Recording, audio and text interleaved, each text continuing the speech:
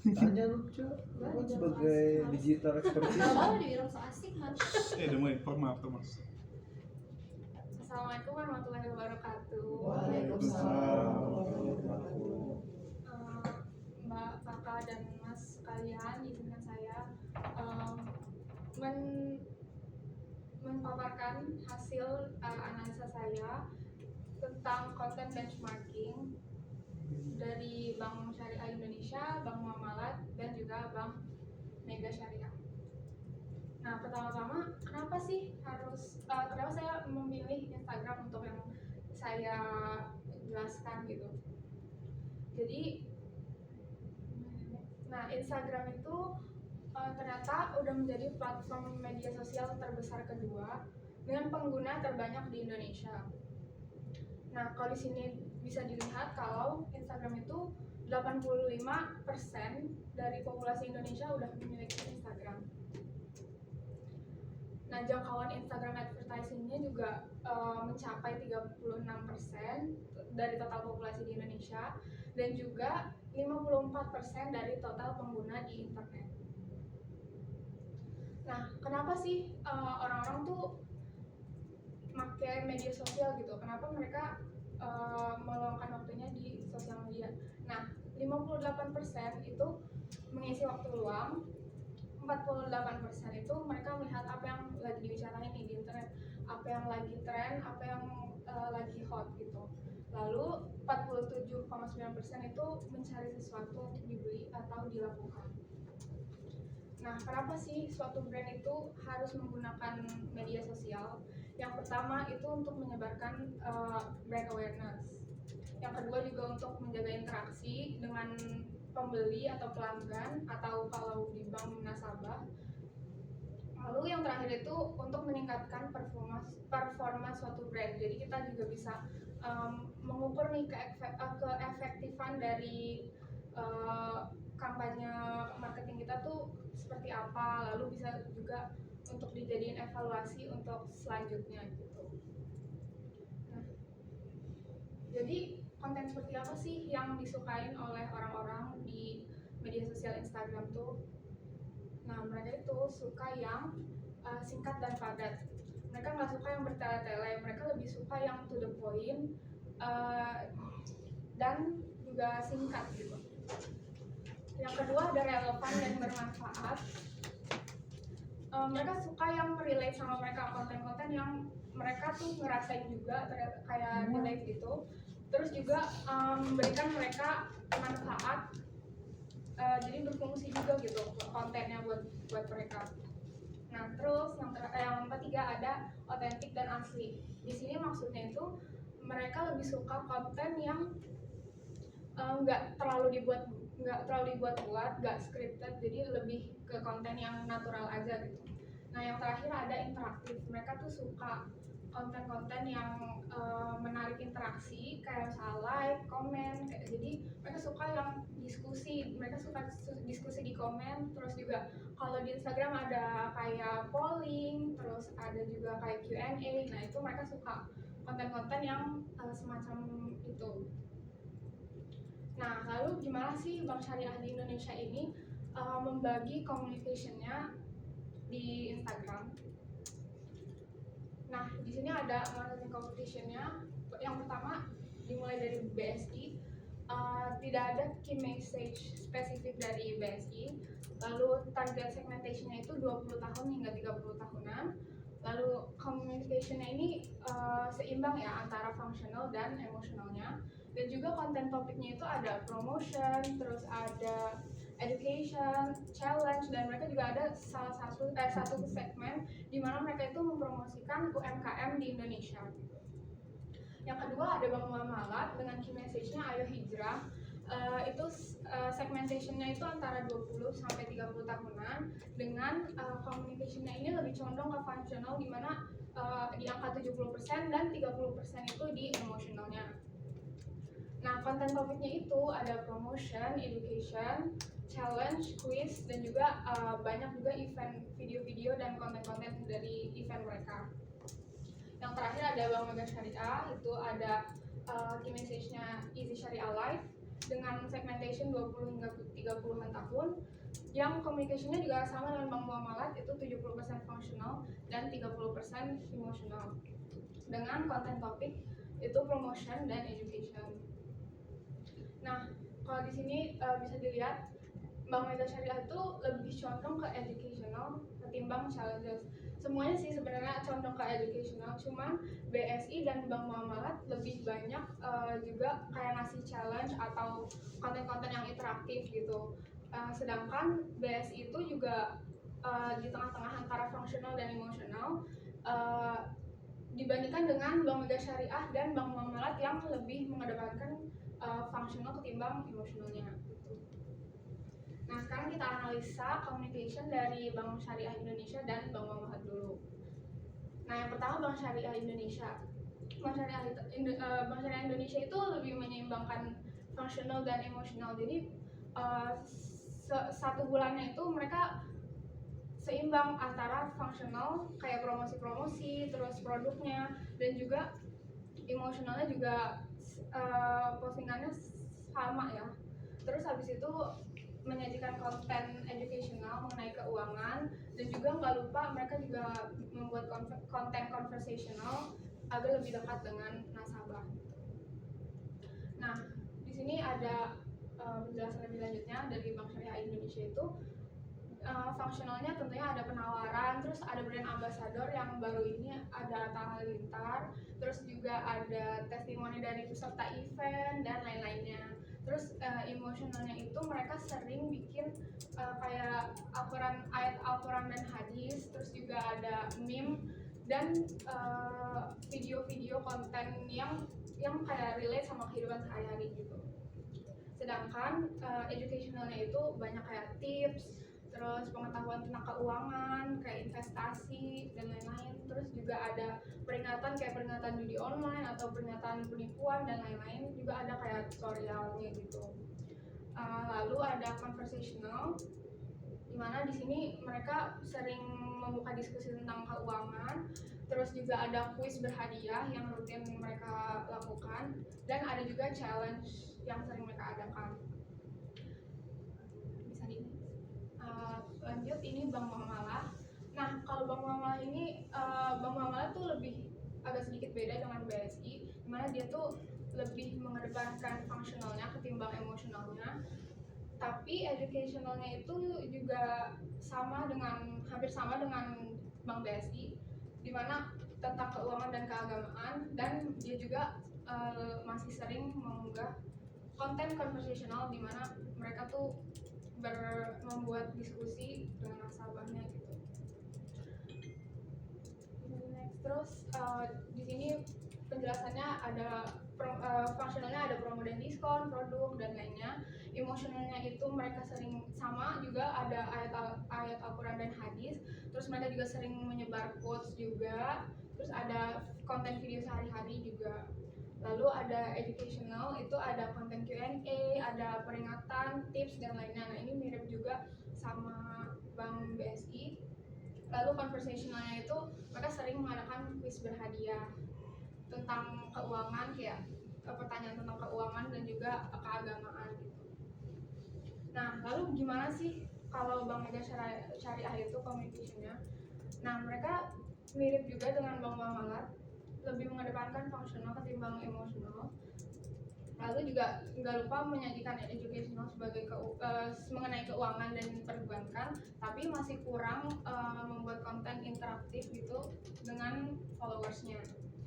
Nah, di sini ada penjelasan nextnya. Fungsionalnya itu ada promo, terus ada program yang lagi dijalani, terus ada testimoni nasabah juga, produknya juga banyak diupload. Terus emosionalnya itu ada konten yang relatable dengan permasalahan keuangan sehari-hari nasabah gitu. Lalu yang terakhir ada educational, itu ada segmen tanyain kohlim, terus ada peringatan, tutorial keuangan syariah dan lain-lainnya. Nah, ini ada visual refreshment-nya, gimana sih? Menurut saya tuh current visualnya itu sekarang plusnya penggunaan warna yang konsisten, dimana menggunakan warna ungu, oranye, dan kuning itu sering digunakan. terus keberagaman jenis konten yang seperti yang tadi sudah dijelaskan, terus ada elemen ilustrasi yang menarik, jadi banyak elemen atau gambar-gambar yang kayak membantu kita lebih memahami gitu apa yang ingin dijelaskan dari postingan tersebut gitu. Nah, terus minusnya itu ada terlalu padat dan terlalu banyak teks. Jadi kalau misalnya dilihat dari feeds aja itu kayak kurang kelihatan apa yang mau dijelaskan sama postingan tersebut. Terus ada juga desain yang kurang konsisten. Kalau dilihat di sini tuh banyak juga kayak ada yang pakai manusia asli, ada juga yang pakai AI, jadi kayak kurang konsisten gitu. Nah, terus konten analisisnya itu pertama terlalu menegakkan functional, jadi kurang emosional dan lain-lainnya itu agak kurang terlihat, jadi kayak ketimpa sama kayak promo-promo dan juga produk-produknya gitu. Terus konten promosi video yang kurang menarik dan terlalu template, jadi menurut saya kayak misalnya video suka-suka bazar setiap bulannya kurang lebih sama aja, kayak menjelaskan apa yang ada di dalam bazar tersebut. Terus kayak misalnya promo kayak tukar stroke yang waktu kemarin itu hanya kayak udah tutorial, setelah itu udah gitu. Jadi menurut saya kayak kurang menarik untuk ditonton gitu. Terus kurangnya konten yang mengundang diskusi dari pengikut. Nah, kayak yang tadi saya jelaskan, Bank Mega Syariah itu jarang sekali kayak mengupload konten yang mengundang diskusi gitu. Jadi menurut saya perlu ditingkatin lagi agar nasabah juga bisa merasa lebih dekat dengan kita gitu. Nah, jadi apa sih yang perlu di-upgrade dari Bank Mega Syariah, dari konten Instagram Bank Mega Syariah? Nah, jadi kita explore upgrade apa yang dibutuhkan oleh Bank Mega Syariah sekarang. Nah, menurut saya kita itu perlu konten yang lebih interaktif, yaitu lebih conversational gitu. Terus habis itu lebih relevan, lebih relatable, jadi nasabah juga lebih suka gitu nonton konten-kontennya. Lalu lebih sering dibagikan atau more shareable agar awareness-nya juga lebih tersebar gitu. Nah, ini konten pilar yang saya buat. Yang pertama ada cerita keseharian. Nah, cerita keseharian ini itu segmen dimana kayak menjelaskan kayak permasalahan sehari-hari orang gitu, kayak misalnya di video misalnya kayak lagi di luar tapi token listrik habis. Nah, itu untungnya ada M Syariah gitu, jadi kita bisa beli token listrik tanpa harus ada di rumah langsung, jadi secara online gitu. Nah, itu menurut saya salah satu konten yang mungkin akan menarik bagi pengikut Bank Mega Syariah ya. Terus yang kedua ada konten diskusi, di mana mengadakan kuis atau diskusi yang seputar keuangan atau keagamaan. Itu tujuannya itu biar membangun hubungan yang kuat antara pengikut atau nasabah dengan Bank Mega Syariah. Karena di awal saya sudah jelaskan, mereka di Instagram itu orang-orang suka konten yang interaktif. Jadi menurut saya konten diskusi ini salah satu contoh konten yang bisa diterapkan gitu di Bank Mega Syariah.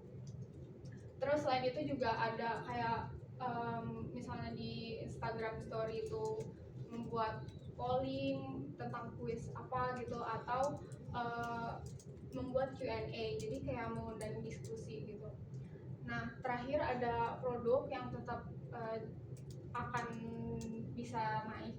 Nah, ini tuh produk ini sama kayak menjelaskan biasa produk promonya apa aja atau produknya seperti apa, tapi menurut saya akan lebih bagus kalau dikemasnya tuh secara menarik, kayak mengikuti tren yang lagi ada tuh kayak gimana, terus habis itu baru di akhirnya ditambahkan dengan produk yang mau kita tawarkan.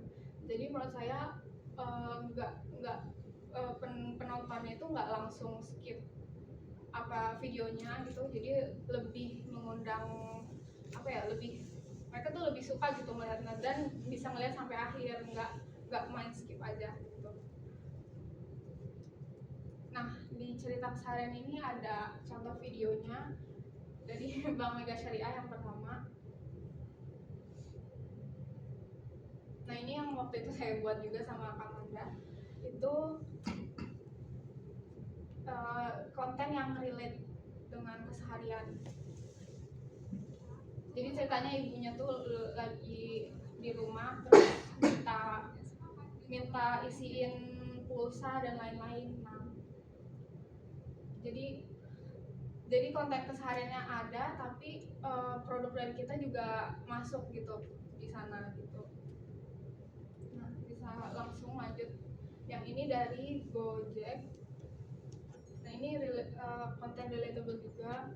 Jadi kayak dia dipanggil bosnya, terus buru-buru, dan habis itu dia mempromosikan produknya ya, yaitu Gojek.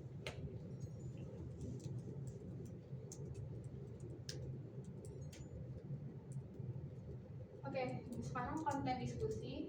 Nah, konten diskusi ini kalau yang atas itu kayak kalau misalnya kamu dapat mobil ini, kamu bakal ngapain? Nah, itu di komennya tuh banyak banget mereka diskusi, mereka mau ngapain aja. Terus ada ini juga kayak dari Flip ini, ada kayak apa pekerjaan pertama kakak, terus tahun berapa dan berapa gajinya. Nah, itu di komen tuh lumayan ramai, jadi mengundang orang untuk komen juga gitu.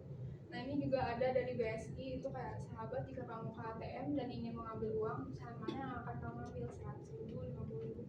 Nah, ini konten-konten sederhana tapi mengundang diskusi dari pengguna Instagram gitu. Next, lanjut ke produk. Nah, produk ini yang ini ada contoh videonya, kayak tetap ada nih kayak when Gen Alpha pulang sekolah. Nah, itu mereka kayak kan apa yang lagi tren sekarang gitu kan, mereka bahasa-bahasa Gen Alpha itu mereka masukin ke sini, tapi di terakhirnya ada produk yang mereka tawarkan. Nah, terus yang dari konten grafik itu ada dari Bank Mega Syariah. Nah, Bank Mega Syariah ini yang kayak kan biasanya kalau foto kayak gini kan mereka menarik gitu ya, kayak tertarik untuk di slide gitu. Nah, ini juga salah satu contoh konten yang menarik perhatian gitu. Nah, bisa di next. Oke, terima kasih. Itu sekian penjelasan dari saya. Apabila ada yang ditanyakan, mohon segera boleh ditanyakan.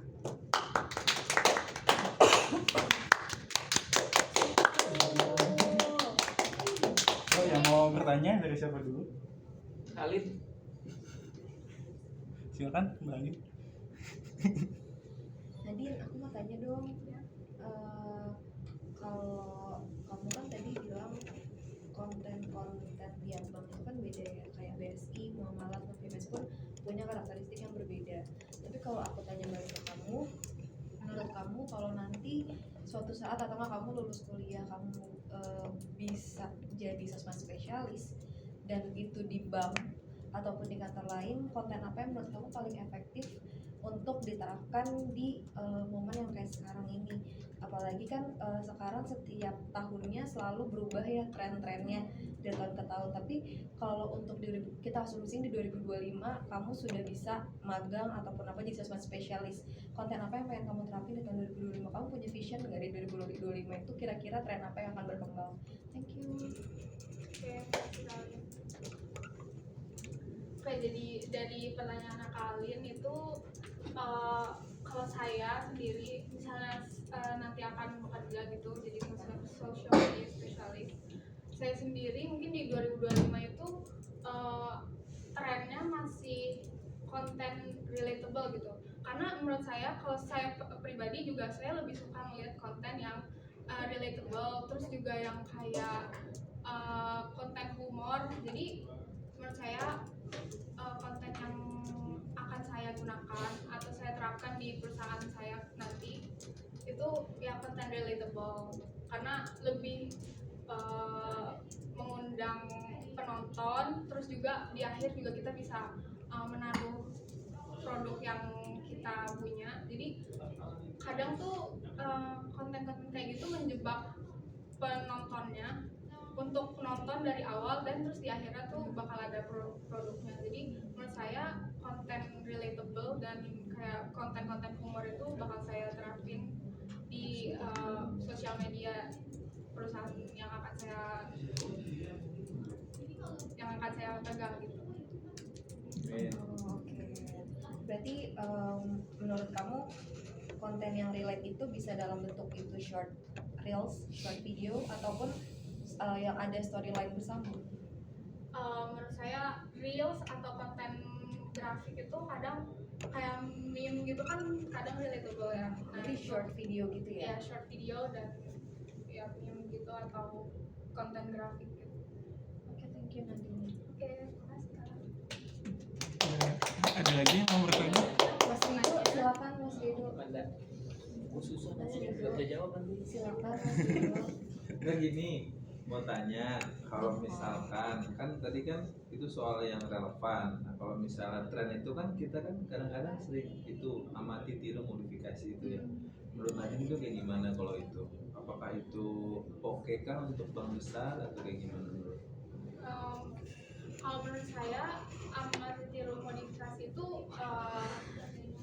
oke sih, tapi harus nggak bisa yang harus dilihat juga kontennya itu seperti apa sih, apakah layak untuk diupload di bank gitu, karena kan bank itu kesannya lebih eksklusif atau lebih kayak ya eksklusif gitu kan. Jadi mungkin kontennya juga harus dipilih terus amati. Kalau bagian amati tiru dan modifikasi itu menurut saya masih oke, tapi harus dipertimbangkan juga kayak apakah bisa digunakan apa enggak gitu kontennya gitu. Ada yang mau bertanya lagi? Gue deh. Ya, kalau kita lihat BSI kan tadi dia ada BA ya. Nah, terus dengan cara seperti apa sih seorang BA tuh dapat meningkatin branding dan awareness sebuah brand? Terus kira-kira BA yang seperti apa yang cocok untuk Bank Mega Syariah? Kalau brand ambassador tuh ya. Assalamualaikum warahmatullahi wabarakatuh. Diberitahukan saat ini telah masuk waktu sholat asar. Marilah kita dirikan sholat di awal waktu. Assalamualaikum warahmatullahi wabarakatuh. Oke. Menjawab tadi pertanyaan Pak Rehan, brand ambassador tuh tentunya kalau menurut saya tuh sangat berpengaruh ya bagi suatu perusahaan atau brand, karena mereka tuh punya pengikut yang setia gitu. Mereka tuh punya power dalam menginfluence gitu. Jadi brand ambassador kayak misalnya Arta ini kan image-nya anak muda yang sukses, terus juga keluarganya harmonis gitu. Jadi image-nya Bank Syariah Indonesia ini juga mereka tuh ngambil yang orang yang menggambarkan, bukan menggambarkan sih, kayak mewakili dari BSI, karena BSI itu kan Bank Syariah dan mereka tuh juga targetnya juga anak-anak muda. Jadi memang pas Atta Halilintar tuh untuk menjadi brand ambassador-nya BSI gitu. Nah terus tadi yang kedua apa pertanyaan? Yang cocok buat BMS. Oke. Nah menurut saya kalau BMS itu kan terkesannya lebih apa ya, lebih eksklusif ya. Kalau menurut saya dibandingkan Bank Syariah Indonesia lebih eksklusif, terus juga mereka nargetinnya tuh mungkin lebih ke yang dewasa gitu ya. Maksudnya lebih umurnya tuh lebih dewasa ketimbang Bank Syariah Indonesia. Jadi menurut saya yang cocok itu mungkin yang influencer yang mungkin udah berkeluarga, terus yang image-nya tuh juga mewah, tapi juga syariah gitu. Jadi menurut saya yang kayak gitu sih, yang mewah tapi yang agamanya juga bagus gitu. Jadi menurut saya itu sih cocok jadi ambasadornya Bank Mega Syariah. Oke, thank you Nadine. Oke. Nafa kayaknya nggak tahu. Dan satu lagi mau tanya, tadi kan soal kalau yang target segmentation kan tuh 20 sampai 30. Iya. Menurut Nadine itu udah cocok belum? Udah. Melihat dari ya kita gitu sebagai Oh. Indonesia kan kita banyak tuh umur yang di atas 30. Menurut Nadine apakah ada yang harus dirubah atau gimana? Oh, kalau untuk Bank Mega Syariah ya? Ya, ya kalau nggak ini kan secara keseluruhan bank syariah lah istilahnya.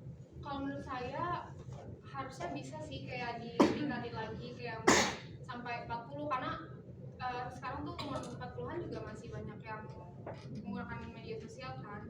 Jadi mungkin menurut saya target segmentation itu bisa lebih dinaikin, cuman ya jadi kontennya tuh seimbang gitu, antara yang 20 juga relate, yang 30 juga relate, terus mungkin yang 40 juga harus relate juga. Jadi menurut saya bisa sih ditingkatin lagi gitu, jadi ke 40 tahun gitu. Thank you. Ada yang mau bertanya lagi mungkin? Indah nggak mau Oke, kamu udah boleh. Nanti aku mau nanya tadi, tadi kan kamu bilang kalau misalkan tadi naikin targetnya jadi 40, terus menurut kamu gimana cara komunikasi supaya yang umur 20 dapat, 30 dapat, dan 40 dapat? Karena kan kadang umur 40 tuh kayak nggak ngerti ada istilah ini, istilah itu. Nah, menurut kamu cara komunikasi yang efektif di Instagram untuk target yang umur 40-an itu? Mungkin menurut saya ya, konten yang mungkin masuk ke 20 tahun, 30 tahun, dan juga 40 tahun itu pastinya konten yang relate ke sehari-hari gitu. Kayak permasalahan sepele tapi mereka tuh dapat gitu. Jadi kayak mereka pernah merasakan di kehidupan kesehariannya gitu. Kayak contohnya kalau nggak salah Gojek itu sempat bikin kayak yang mama-mama gitu, kalau nggak ibu-ibu yang mereka tuh suka banget pakai Gojek buat ke anaknya, terus ke cucunya gitu. Mereka suka ngirim barang atau mereka suka pakai Gojeknya gitu. Nah itu menurut saya konten yang relate gitu, itu tuh masih masuk ke semua umur ya, kayak 20 tahun, 30 tahun, 40 tahun juga mungkin akan relate. Apa langsung menjawab kan? Ada lagi yang mau bertanya?